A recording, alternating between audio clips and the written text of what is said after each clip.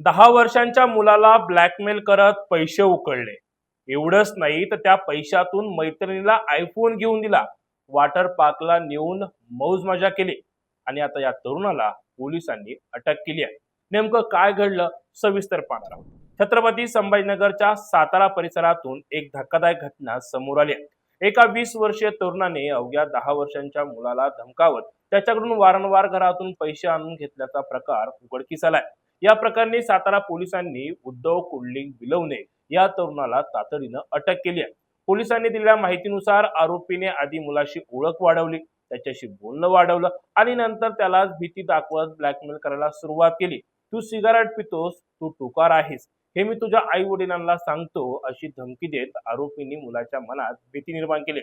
एवढंच नाही तर चाकूचा धाक दाखवत घरातून पैसे आणण्यास भाग पाडल्याचा आरोप आहे. भीतीपोटी त्या मुलाने घरातून कधी 10,000 रुपये तर कधी 20,000 रुपये आरोपीला नेऊन दिलेत.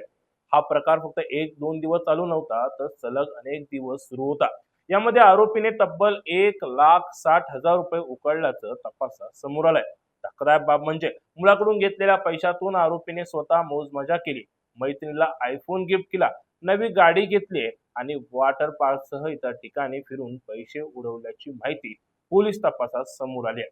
दरम्यान घरातील कपाटात ठेवलेले पैसे कमी झाल्याचं मुलाच्या आईच्या लक्षात आलं. मुलाला विश्वासात घेऊन विचारपूस केली असता या संपूर्ण प्रकाराचा उलगडा झाला. त्यानंतर सातारा पोलीस ठाण्यात या संदर्भात तक्रार दाखल करण्यात आली. पोलिसांनी तात्काळ तपास सुरू करत आरोपीला अटक केली आहे. तपासादरम्यान आरोपीकडून मिळालेल्या नोटांचे क्रमांक घरातील पैशांची जोडल्यानंतर हा प्रकार स्पष्ट झालाय. सध्या सातारा पोलीस या प्रकरणाचा अधिक तपास करत असून एक लहान मुलाला धमकावून पैसे उकळल्याच्या या घटनेनं परिसरात संताप व्यक्त केला जातोय.